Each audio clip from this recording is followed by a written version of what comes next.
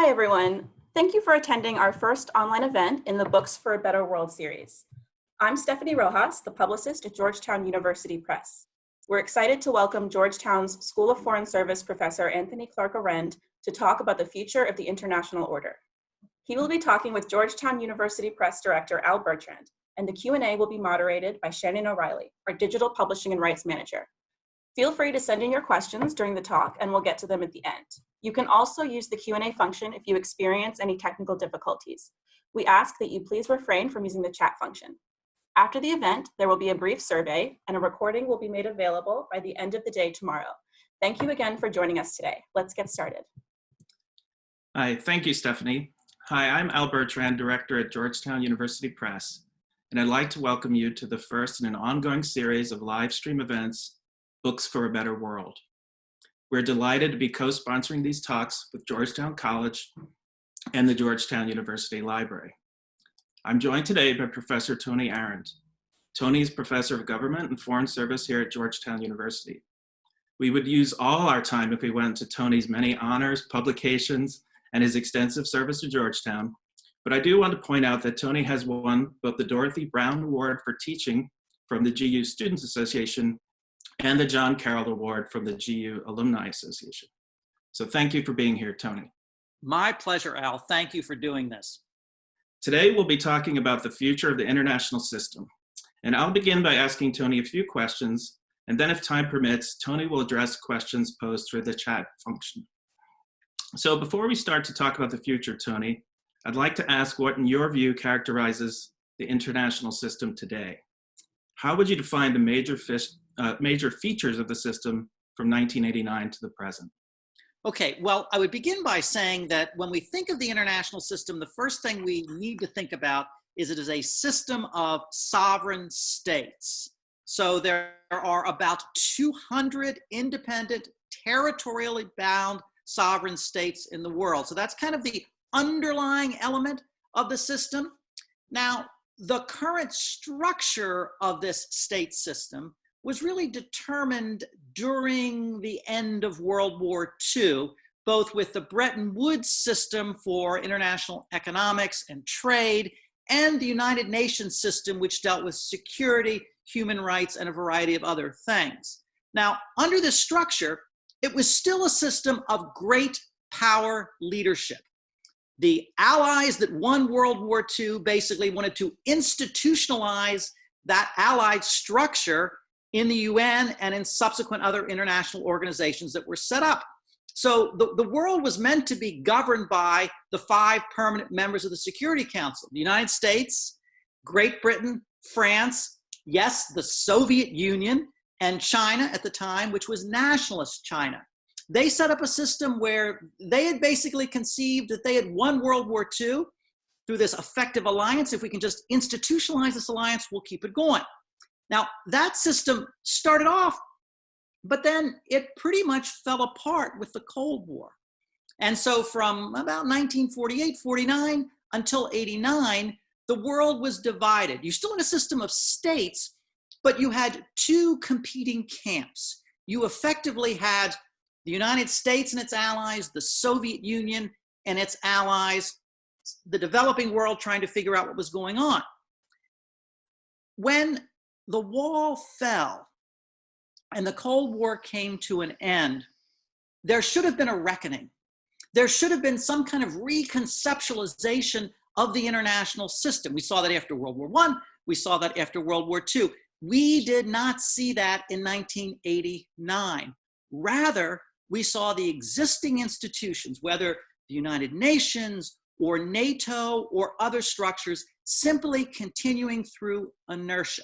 There was no reconfiguring of the international system, nor, in my opinion, was there a reconceptualization of US strategy toward the international system. So from 1989 up until the present, we have essentially been in drift.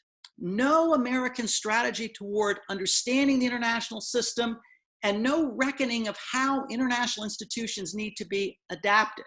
So that's kind of where we've been from 89 to present. And now we find ourselves in the midst of COVID-19. But let me go back to you and we can elaborate more.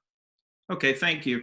So that's a great, I think, summary of where we are today. I know that you've in the past described a potential future for the international system, to use your words, as one that would be neo-medieval.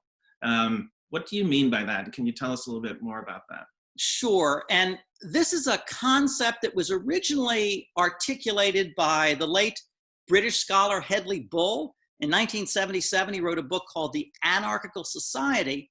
And he was trying to ask what the international system is going to look like. Where are we going? And one of his potential futures, if you will, was a neo-medieval system. Now, to understand that, and I don't want to take too long, but let me just unpack it a bit. Please. The medieval system, so that existed really before the state system. We typically use 1648 and the Peace of Westphalia as a beginning of the state system or an articulation of the state system. So before that, go to Europe. Medieval system, you didn't have sovereign states the way we do now. You didn't divide the world into these pretty much immutable borders. Rather, you had various rulers, kings and queens and princes, and borders tended to be much more fluid. And so no state was really sovereign the way we think of it today. Plus, you had the Pope, who had real authority. And in parts of Europe, you had the Holy Roman Empire and the Holy Roman Emperor, who also exerted authority. So it was much more fluid than what we think of as a state system today. Now, what is a neo-medieval system? Well, in a neo-medieval system, we don't return exactly to medieval Europe, but what we see is the idea that there is a multiplicity of actors. Sure, there are states, and we do still have territorial boundaries, but we also have a variety of non-state actors. We have intergovernmental organizations like the UN, like the World Health Organization, like the International Civil Aviation Organization. We could go on. We have non-governmental organizations of a variety of types. We have supra-state organizations, such as the European Union. We have trans-state political groups, things like Al-Qaeda and ISIS and Al-Shabaab and Boko Haram, and they exercise real authority in the system. We have peoples or ethnic groups like the Kurds, the Basques, the Iroquois, the Inuit. And then we have all these private sector actors, everybody from Microsoft to ExxonMobil to IBM, banks and other groups interacting as private sector actors. And then, of course, we have technology that brings together these actors and allows them to exercise power in ways that they couldn't before. Throw into this one more thing, cryptocurrency. Yeah. The possibility that it's not going to be based on state-based currencies, that the dollar might not be king if some form of cryptocurrency actually catches on. So we have a multiplicity of dissimilar actors, which means we have overlapping international authorities and conflicting loyalties. And I'll just give you one example. What if you were a Kurd living in northern Iraq in ISIS-controlled territory?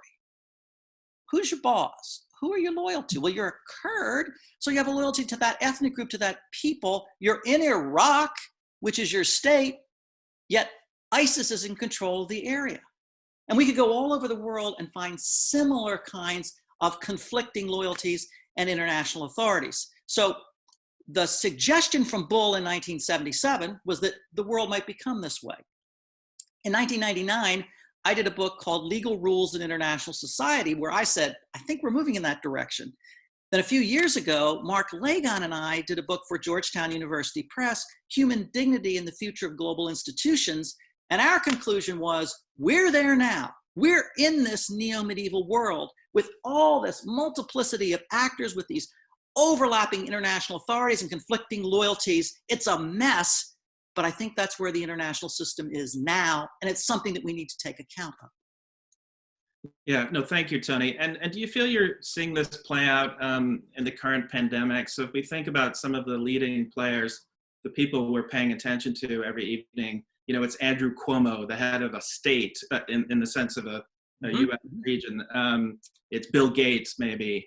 As you say, it's CEOs if anyone's going to lead us out of our current situation, it seems to be going to happen at multiple levels like that. And so I guess one question is, does the pandemic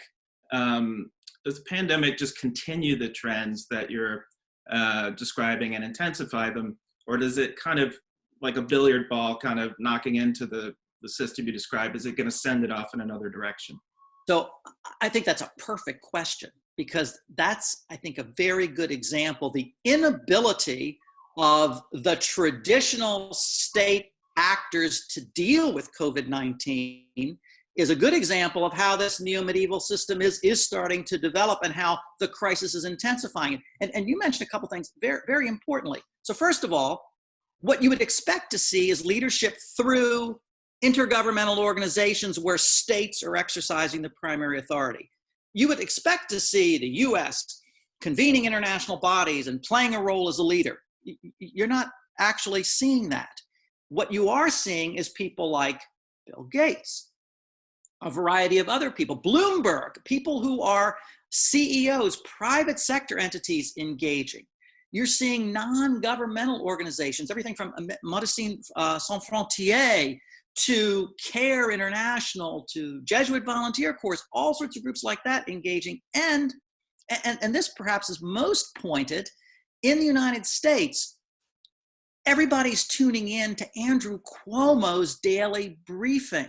Everybody's listening to what Larry Hogan, the governor of Maryland, is saying, or Mike DeWine, the government of Ohio, or what people are saying who are mayors and other leaders. It points to these sub-state actors playing huge roles, along with private sector actors and non-governmental organizations. If anything, it points out the inability of the structure that was established at the end of World War II to deal with this kind of crisis, and it suggests the inability to deal with a variety of other kinds of crises. We've already seen this in the problem of climate change, but we could go on and suggest others. Yeah, no, thank you. I think it might be good to take a couple of questions that we're getting in the chat now, Tony, because they relate to this issue of coronavirus. So one is about the EU. So this is one of the supranational organizations that you mentioned. How do you see the EU surviving or managing the economic challenges caused by the pandemic? It's a very good question. The EU had already been challenged by Brexit. So in advance of all this, we had Brexit, and we also have a number of populist nationalist movements throughout Europe that are challenging the efficacy of democracy as one of the norms of the European Union. So we already had all that. We've seen Angela Merkel, I would say, as a good example of somebody stepping up to a leadership position. Now, whether she's going to be able to help reconstruct the EU and make it a workable organization, we don't actually know. And of course, you could also put the immigration crisis into all this. So I would say the future of the EU is uncertain in the wake of all these things. And I think a lot will depend upon whether Merkel and perhaps others, Macron, can exercise some kind of real leadership and keep the organization going. I think the EU will persist. What I don't know is whether it will persist as robustly as it has in the past, especially with the UK out. I would be saying that anyway with the UK out. Right, thank you. We have another question about globalization. So I think if we take that period from 1989 to the present, one of the most powerful forces, has been globalization, the linking of supply chains and economies. And so we have a question about that. How do you see the pandemic affecting that trend and the US-China relationship in particular? Well, so there are a couple of different things there. On the one hand, globalization is a fact of life. Technology, communication, transportation have all made it the way of the world. So globalization is going to continue. Sadly, the coronavirus is an example of globalization. If we had the system that existed in 1850 or something like that, you could have had a horrible pandemic break out in one part of the world that wouldn't automatically and nearly immediately affect the rest of the world. So that's an example. So globalization is going to continue. The bad of it, like pandemics and climate change, the good of it in that we can be more aware of what's going on. We can be more attuned to human rights violations that are taking place, security concerns that are taking place. I think globalization is going to continue, and it's going to be a force that the leaders in the system will need to deal with. Again, good or ill, it can't be ignored. I feel like the efforts of some of these populist movements and sort of retrenchments to nationalism have tried to ignore it, but they can't. That's simply ignoring reality. Now, China. If you would have asked me a year ago about China, I would say that China is a real threat to international order. Now, China is a real threat to international order for a variety of reasons. It has asserted itself in the East China Sea, the South China Sea. It is making territorial claims that I think are clearly at variance with international law. It is committing horrible human rights violations against the Uyghurs and others within its own borders. And it has established an authoritarian surveillance state, which I believe is contrary to fundamental values which this country was founded on, fundamental values of democracy and human dignity.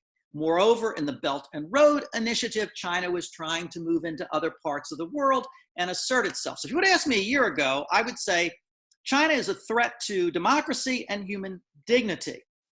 Now, I still believe that to be an element of the Chinese identity. And by China, I'm not about an individual person. I'm talking about the ruling Communist Party of China that is still playing the leadership role. I'm talking about Xi. I'm talking about the governing structure, not individual nationals of China. So just to clarify that. So I would have said a year ago, China is a real threat to the international system, and the United States needs to properly counter it. In my view, the TPP was one way in which the United States could have helped build a better structure, a better architecture in Asia to do that. I still believe that this is part of the Chinese identity, but what I don't know is how much COVID-19 is going to weaken the regime and how much COVID-19 is going to weaken the ability of China to do a lot of these things. And so until we pass through several stages of this crisis, it's going to be hard to predict. But if I were advising the US government, I would say everything I've just said, and then I would say we need a strategy. We need a strategy in this post-COVID-19 world, if you will, and even this post-Cold War world, a strategy to seek to develop a new architecture that I think still involves American leadership, but that makes sense in all these changing circumstances and makes sense with an understanding of the role China is trying to play. Right. Thank you. So we have some more questions. One is a kind of clarifying question. So I think what's being asked is that you're emphasizing the importance of non-state actors in this world we're entering, but are you saying that states aren't important? And are you saying that the leadership within individual states doesn't matter? Or put another way, with a different US president, would the response right now be different? Well, so the easy answer to that is yes. Just on would the response be different if there were another US president? I have absolute confidence that the response would be different, and I'd be happy to elaborate on that. Here's the thing about the structure of the system. At some level, states are as important as they want to be. And right now, states have a role in trying to reconstruct the international system. So I wouldn't take that power away from states. But the issue is, whatever states want to do, technology is moving in its direction. Non-state actors are doing their things. The private sector is doing what it's doing. And if we have this cryptocurrency, states suddenly lose a whole host of power in being able to control currency and regulate a variety of things. So those things, in my view, are happening, and they are taking away authority and power from states. Now, that doesn't mean that states can't try to, I don't want to use the word reclaim, because that implies we're going back to what we had before. We're not going to be able to go back to what we had before. But states can claim an important role. But it involves, in my view, recognizing where we are and then taking steps to incorporate some of these other actors into a new architecture of the global system. Right. Thank you. You might have seen that this week, I think it was this week, George Packer wrote a piece in The Atlantic saying America is a failed state. And we have a question kind of coming from that angle, which is that is the real issue not so much that Gates and other people are, let's take Bill Gates as an example, kind of emerging to fill a gap, but that we have weak states or fail states, and that's why these gaps are emerging. So could you address that question? In failed states in the world, or whether the United States is a failed state? I think both. In other words, that that maybe the system that you're describing with more individual action, corporate level action, all that sort of thing, is that happening because states are weak or even failing? And then maybe if you could address the United States specifically. So the answer is yes. In a sense, it's because states are failing throughout the world. And one has to ask why those states are failing. And there are a variety of reasons: poverty, corruption, the lack of legitimacy of governing structures, things like that. These are some of the reasons why those states are failing. The lack of the international system to address their problems. In other words, the lack of centralized bodies, United Nations and others to properly address those. Yes, states are failing and other things are filling the gap. You could argue ISIS came about because of the failure of the regimes in Iraq and Syria.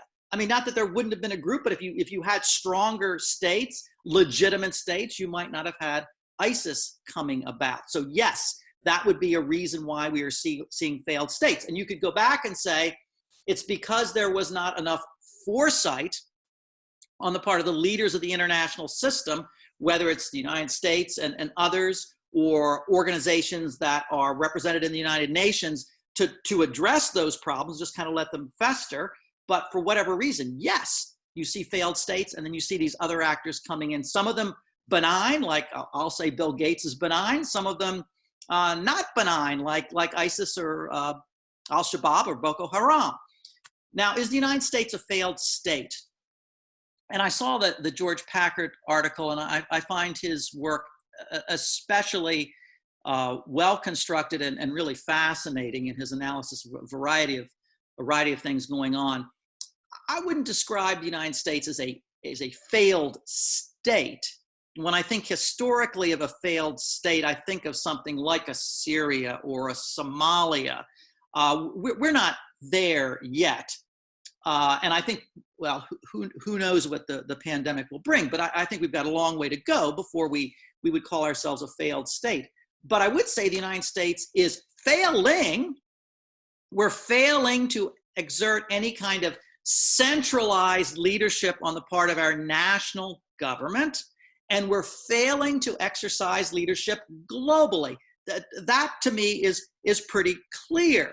Now, there are elements that are exercising leadership. I mean, we mentioned governors and mayors and states and a variety of other things. And honestly, some of those authorities are keeping the country as a whole going. But we're failing to exercise the kind of leadership that we need at the national level. And we're failing to collaborate with our allies to exercise that leadership globally. Yeah, thank you.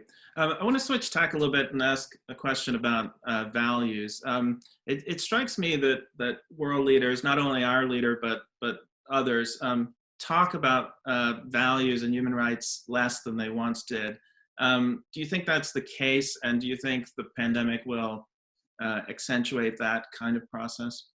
Well, this is a real area of concern for me personally. And as I mentioned, Mark Lagon and I edited the book for Georgetown University Press on human dignity. So this is something that I'm deeply committed to promoting. I would say, first of all, a long cycle, we see human rights sort of going up and down, at times playing more of a role in US foreign policy, at times playing less of a role in US foreign policy. And we can say, the Carter administration wanted to emphasize human rights in a particular way. The Reagan administration emphasized it a little bit differently. George Herbert Walker Bush. So it's kind of up and down and differently emphasized. What I think we see today is something which astonishes me, and that is we see a wholesale rejection of human rights in governance structures throughout the world. We see this. Freedom House talks about how we've seen fewer democracies. We're seeing states that are regressing from democracy. And what astounds me is that the United States would express an affinity for brutal dictators. Kim Jong-un, people like Duterte in the Philippines, Erdogan, Viktor Orban, and Vladimir Putin. Mohammed bin Salman, we could put in there as well. These are people who are committing gross human rights violations. And I feel like the United States at the top level has communicated this affinity for these regimes, and I feel like that's wrong. Now, that's not to say that you don't have to deal with people. The United States had negotiations with the Soviet Union, with the Chinese under Mao Zedong. We engaged in negotiations and we tried to work on areas of collaboration, but at the same time, we also called out human rights violations where they needed to be called out. The Khashoggi murder was horrific and it wasn't called out the way it should have been. The attitude towards Kim Jong-un, their concentration camps in North Korea. North Korea might be one of the only truly totalitarian states in the world. I understand we have to deal with North Korea, as have all previous regimes understood that. But we have to call out these kinds of human rights violations. That, to me, is core to the identity of the United States. It's core to the identity of our allies throughout the world, and something which has made the United States a useful beacon to the world. We're not perfect. We've never been perfect, but this is something that was core to our identity going back to the Declaration, the Constitution, and following through. Yeah, thank you, Tony. So we just have a couple of minutes left. So I just had one final question, which is that, you know, you're planning a book series to address the future of the international system with our editor, Don Jacobs at GU Press, and that's what prompted this conversation. So I was just curious if you could tell us a little bit about how you're thinking about that series and how the books in the series will address some of the issues that we've discussed today. Sure. So thank you, Al. And this is something that we've been talking about even before the COVID-19 crisis. Absolutely. And in large part, it's motivated by my fear that we're not properly looking at the international system and doing this kind of reckoning that I was speaking about before. So the idea would be to bring in some of the world's top scholars / practitioners to look at different aspects of the international system in book length form. And so what I would envision would be a series of workshops and conferences where we would work with some of these people, talk about some common ideas, but then commission them to go out and write books on things like the future of the security structure of the international system, the future of human rights in the international system, the future of trade and development in the international system, the environment and the international system, health. We need a whole book on health and the international system, technology and the international system, and then I would add currency in the international system, and we could go on. But the idea would be to bring in some of the very best people who have both academic experience and practitioner experience and commission books in this area. The idea would be, I am planning to do a general book on the future of the international system where I lay out this neo-medieval understanding, and that might sort of form the basis of some of the early discussions, but then have the best people in these areas go out and do work so that GU Press would then be able to say, okay, here is a series where we bring in the best people. We don't have all the answers.